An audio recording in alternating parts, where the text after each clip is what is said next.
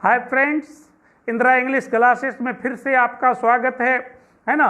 हम लोग modal verb पढ़ रहे हैं। इससे पहले वाले वीडियो में मैंने आपको शेल का यूज बताया, उसका एग्जाम्पल्स भी बताया, बहुत बारीकी से बोल कर बताया, रिपीट किया, है ना। मुझे उम्मीद है कि आपको वह वीडियो अच्छा लगा होगा, है ना। आप पूरा वीडियो देखे होंगे, है ना। अब मैं विल के यूज को डिस्कस करने जा रहा हूं।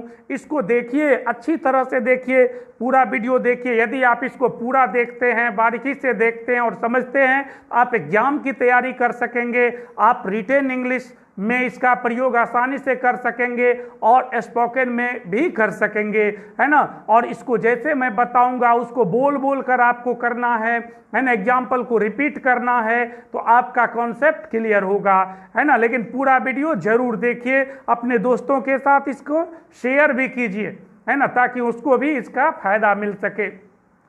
चलिए हम लोग अब विल का प्रयोग देखते हैं। देखिए यहाँ लिखा विल कहाँ होता है? विथ द सेकेंड पर्सन के साथ एंड द थर्ड पर्सन के साथ इट शोज या दिखाता है ए फ्यूचर एक्शन, है ना। तो आप शेल के यूज में देखे होंगे, है ना। याद होगा आपको कि शेल का यूज फर्स्ट पर्सन के साथ होता है, तब फ्यूचर एक्शन को दिखाता है। और विल का प्रयोग जो है ना, सेकेंड पर्सन और थर्ड पर्सन के साथ होता है, तब फ्यूचर एक्शन को दिखाता है। ये लिखा है with the second person and the third person.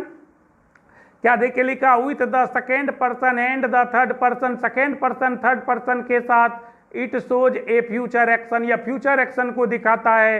Hindi भी देख सकते हैं, सेकेंड पर्सन एवं थर्ड पर्सन के साथ फ्यूचर एक्शंस को दिखाने के लिए विल का प्रयोग यदि सेकेंड पर्सन और थर्ड पर्सन के साथ होता है, या फ्यूचर एक्शन को दिखाता है। इसका स्ट्रक्चर भी आप देख सकते हैं, है ना। यहाँ देखिए स्ट्रक्चर है ना, सब्जेक्ट है, ब्रैकेट में देखिए एसपी और टीपी लिखा है दोस्तों। एसपी का मतलब हो गया सेकेंड पर्सन और टीपी का मतलब हो गया थर्ड पर्सन। एसपी का मतलब सेकेंड पर्सन और टीपी का मतलब थर्ड पर्सन हो गया। तो यह सब्जेक्ट में या तो सेकेंड पर्सन देना है या थर्ड पर्सन देना है। तब उसके बाद will plus V1 plus object, इससे क्या होगा? फ्यूचर एक्शन का बोध होगा।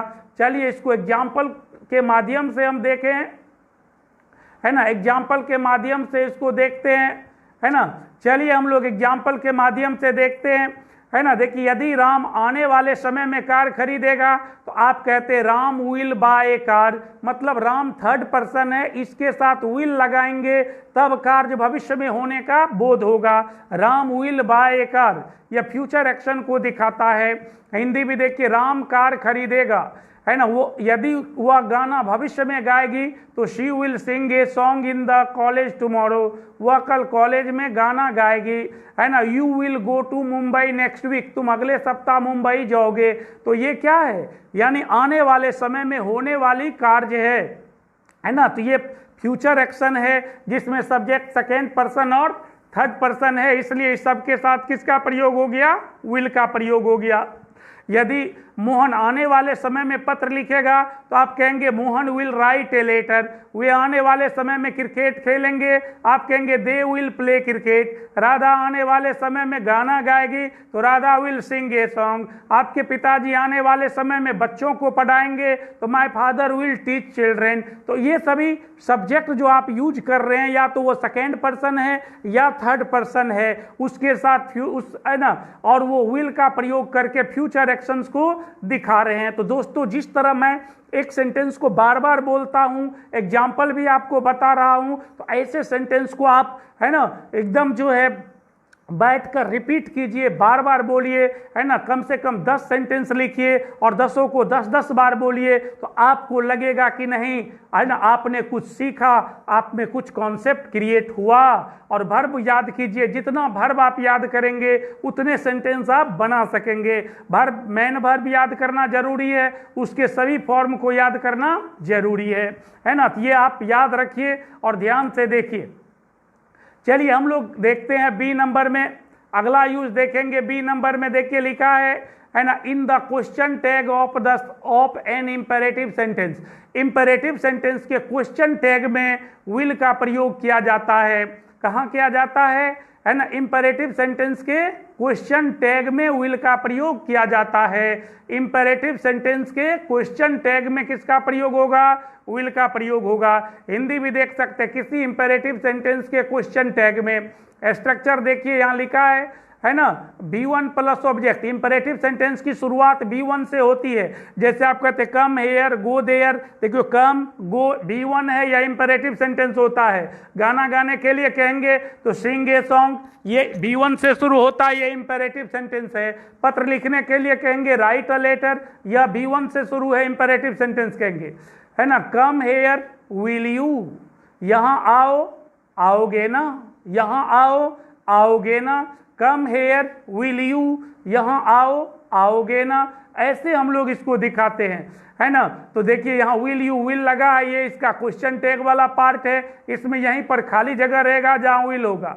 प्लीज सिंग ए सॉन्ग, ये देखिए इंपेरेटिव सेंटेंस है। विल यू, देखिए यहाँ विल लगा है, ये क्वेश्चन टैग में विल लगा है ना, है ना। कृपया एक गाना गाइए, गाएंगे ना। इस तरह इसका मीनिंग हो जाता है ना। तो आप, है ना, उम्मीद है कि आप ऐसा सेंटेंस लिखकर 10 सेंटेंस लिखकर उसको हिंदी लिखकर उसको ट्रांसलेट करेंगे, अंग्रेजी में लिखेंगे और फिर उसको 10-10 बार बोलेंगे, तो आपको लगेगा ये यूज आप सीख गए, आपको आसान हो गया। आप एक बार प्रैक्टिस करके तो देखिए कितना आसान लगता है ना। आपको प्रैक्टिस करना होगा, है ना, इस तब आप सीखेंगे। और नहीं प्रैक्टिस करेंगे आप कदापि नहीं सीखेंगे। ना आपका रिटन इंग्लिश इंप्रूव होगा, ना स्पोकन इंग्लिश इंप्रूव होगा, और ना आप एग्जाम में कोई सवाल अच्छी तरह बना सकेंगे। ये आप स्पष्ट शब्दों में सुनिए, है ना। चलिए हम लोग C नंबर में अगला यूज देखते हैं। देखिए लिखा with the second person and the third person. ये विल का प्रयोग सेकेंड पर्सन और थर्ड पर्सन के साथ होता है इन एन इंटेरोगेटिव सेंटेंस, किसी इंटेरोगेटिव सेंटेंस में, फॉर इंफॉर्मेशन, सूचना के लिए, है ना। ये कोई आदमी कब कोई काम करेगा, कैसे करेगा, क्यों करेगा, कहाँ करेगा, है ना, क्या वजह है, ये जानकारी यदि आपको हासिल करना है, ये जानकारी आपको लेना है, ये सब इंफॉर्मेशन आपको लेना है, तो इंटेरोगेटिव सेंटेंस में विल का प्रयोग सेकेंड पर्सन और थर्ड पर्सन के साथ किया जाएगा, है ना। देखिए लिखा है विल दे कम हेयर, क्या वे लोग यहाँ आएंगे। तो इस सेंटेंस को आप समझिए, उनके आने की जानकारी या उनके आने की इंफॉर्मेशन आप लेना चाहते हैं, आएंगे कि नहीं। विल दे कम हेयर, क्या वे लोग यहाँ आएंगे। Will they not come hair, क्या वे लोग यहाँ नहीं आएंगे। तो इस तरह इंफॉर्मेशन लेना हुआ। उसी तरह आप इंफॉर्मेशन सीता के गाना गाने की, will Sita sing a song, will Sita not sing a song, है ना। किसी के पत्र लिखने की, will you write a letter, will you not write a letter, या इंफॉर्मेशन लेना। क्या तुम पत्र लिखोगे, जानकारी लेना है। क्या तुम पत्र नहीं लिखोगे, जानकारी लेना है। क्या तुम बाजार जाओगे, जानकारी लेना है। क्या तुम बाजार नहीं जाओगे, जानकारी। इस ऐसी ही बात को अंग्रेजी में लिखने के लिए शैल विल का प्रयोग इंटेरोगेटिव सेंटेंस में सेकेंड पर्सन और थर्ड पर्सन के साथ किया जाता है ना। चलिए और एग्जाम्पल देखते हैं, है ना।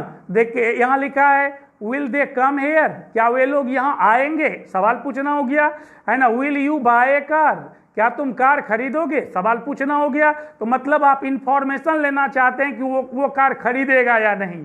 तो इस तरह के सेंटेंस को आप लिखिए, है ना, अपने नोटबुक में लिखिए। 10 सेंटेंस, 15 सेंटेंस, 20 सेंटेंस, जितना प्रैक्टिस आप करेंगे, जितना ज़्यादा इसको लिखेंगे, जितना ज़्यादा इसका प्रैक्टिस करेंगे और आप जितना बार इसको बोलेंगे, उतना आपका कॉन्सेप्ट क्लियर होगा, है ना। आपको किसी कहीं जाने की जरूरत नहीं है, घर पर ही बैठे बैठे आप इसको आसानी से समझ सकते हैं, पढ़ सकते हैं। उम्मीद है मेरी बात आप समझेंगे और प्रैक्टिस करेंगे, है ना। फिर देखिए D नंबर में अगला यूज हम लोग देख रहे हैं, है ना। देखिए लिखा है with the first person, first person के साथ विल का प्रयोग फर्स्ट पर्सन के साथ भी होता है ना। इट शोज, यह दिखाता है स्ट्रॉन्ग डिटर्मिनेशन, पक्का इरादा, है ना। यदि यह फर्स्ट पर्सन के साथ विल का प्रयोग करेंगे तो ये पक्का इरादा को दिखाएगा।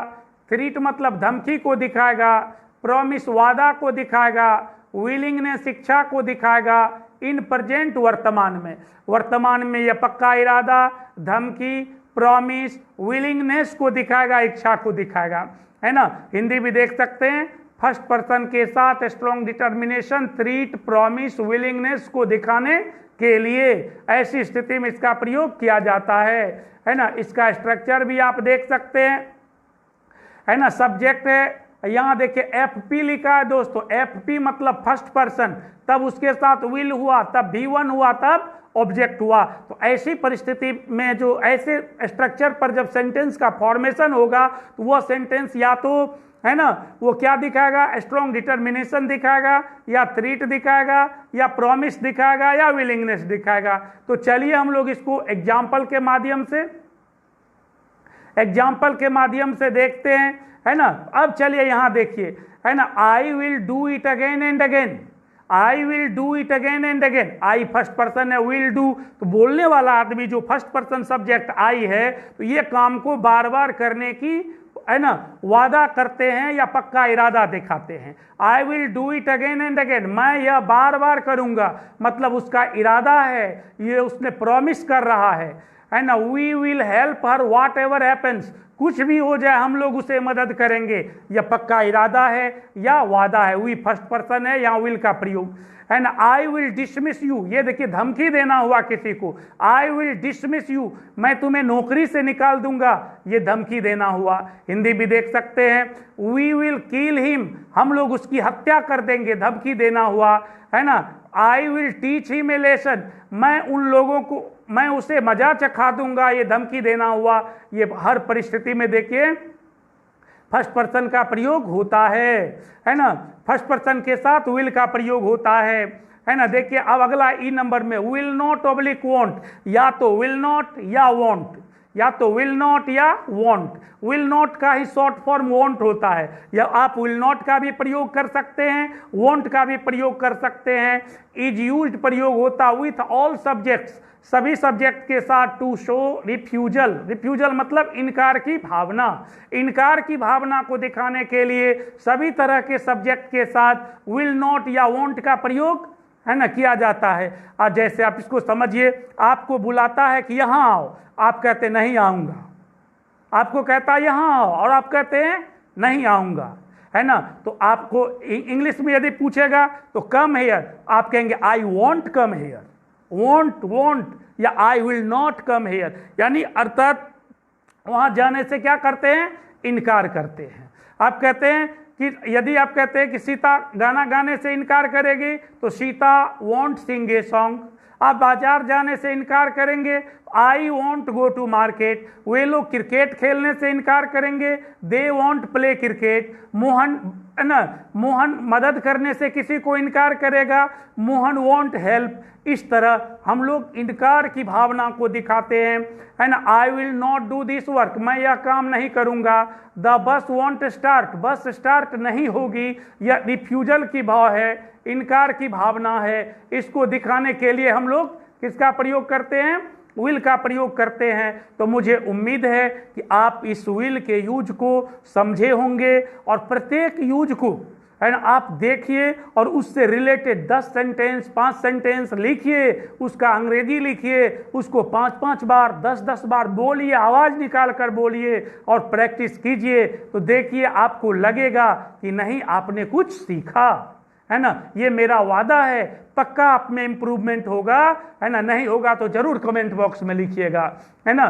तो आप दोस्तों, आप इस वीडियो को पूरा देखे हैं, लाइक शेयर और सब्सक्राइब जरूर कर देंगे, है ना। Thank you for watching the video.